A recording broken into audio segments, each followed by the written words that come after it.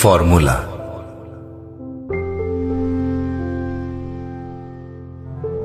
তেওঁ কৈছিল তহঁত আগুৱাই যা পিছলৈ ঘূৰি নাচাবি সিহঁত সঁচাকৈ আগুৱাই গ'ল আৰু কোনো দিনেই পিছলৈ ঘূৰি নাচালে একেখিনি ঠাইতে ৰৈ ৰৈ তেওঁ এতিয়া ভাবে সহস্ৰজনক আগুৱাই দিওঁতে দিওঁতে তেওঁ বাৰু নিজেই বহু পিছপৰি ৰল নেকি কেতিয়াবা সঠিক ফৰ্মুলায়ো জীৱনৰ অংকবোৰ ভুল কৰি দিয়ে